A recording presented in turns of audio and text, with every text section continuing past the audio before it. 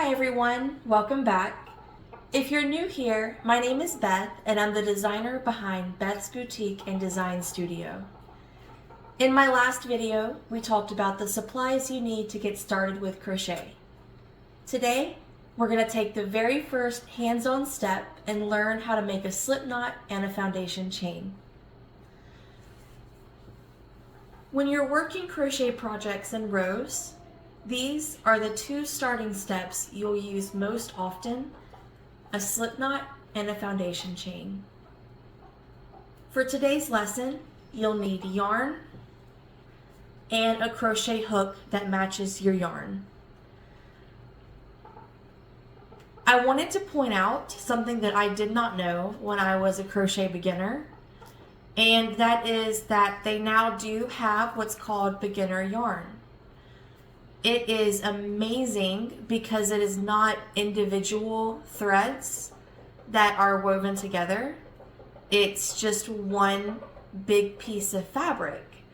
And if you've had trouble with crocheting in the past, some of it may have been because the threads tend to separate and you're not grabbing all the yarn as you're trying to.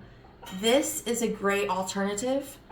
I bought this brand. However, you can find any brand on Amazon or anywhere where you do your shopping. But they do make beginner yarn. Again, this is a great starter yarn if you're having trouble with the threads separating.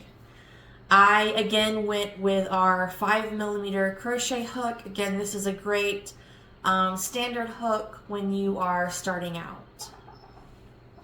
So that's it. Nice and simple. So what is a slip knot? A slip knot is the loop that goes onto your hook. It's adjustable and it holds your yarn in place so you can start crocheting. Before we make the slip knot, I want to explain two important terms you'll hear: the tail end and the working yarn. The tail end is this short piece of yarn that is not attached to the yarn ball. This part does not move while you're crocheting. It's just there to help you start, and later you'll learn how to weave this part in. The working yarn is the yarn that is attached to the ball. This is the yarn you'll be pulling from to make all of your stitches. To make a slip knot, you're going to make a loop like so. You'll take the working yarn and loop it over this tail end piece here. Now, pinching that point where they intersect, you're going to take this loop and fold it down over the working yarn to create this shape.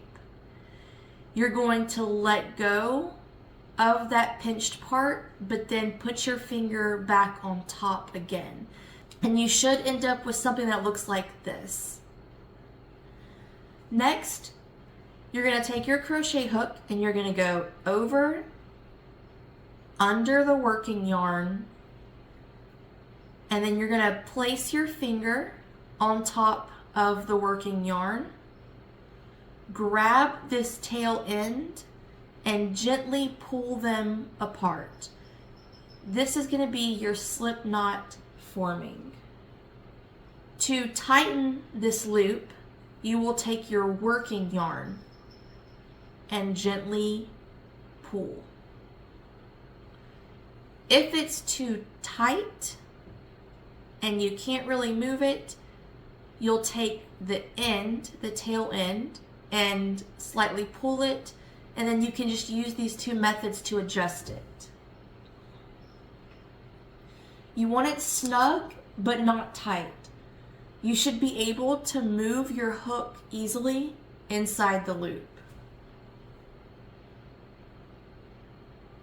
The foundation chain is the base of most of your crochet projects worked in rows.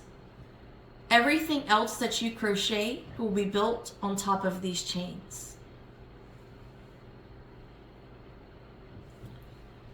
Before we start crocheting, I need to point out that everyone holds their yarn a little bit differently. I personally hold my yarn this way. It goes over my pointer,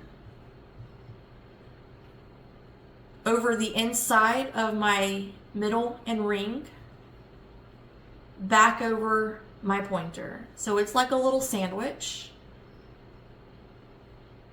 This I keep closed, the pinky between the ring finger, but this I keep pulled up. And I hold whatever is closest to my hook. So right now it's the slip knot.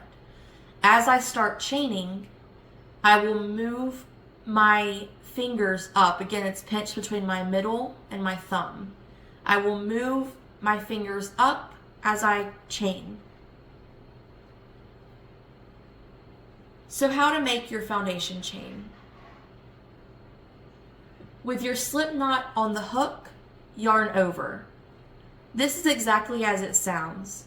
You're taking the yarn, you're pulling it over the hook. This hook part is going to grab the yarn and you're going to pull it right through that slip knot that was previously done. This, from now on, is going to be considered your working loop. Again, you're going to yarn over, have the hook grab that yarn and pull it through the working loop. We're going to do this until we reach 10. So we have 2 so far. So we're going to, again, yarn over, pull through. That's 3, yarn over, pull through. That's 4, yarn over, pull through. That's 5. Let's go to 10. 6, 7, 8, 9, 10. Now let's say you get distracted and you lose track of how many you've chained. When you're counting chains, you don't include your working loop, the loop on your hook. You'll see these little V's. Each V counts as 1 chain. So we'll have 1V, 2V, 3V, 4V, 5V, 6, 7, 8, 9, 10. If your chain is curling or it's really hard to insert your hook into, it's probably too tight. Try relaxing your grip and using smoother movements. Your first chains will not look perfect, and they do not need to. What matters is getting comfortable with the motion.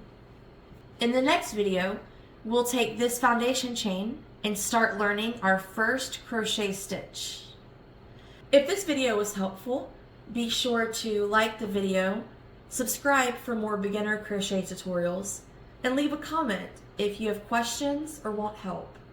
Thanks so much for watching, and I'll see you in the next video.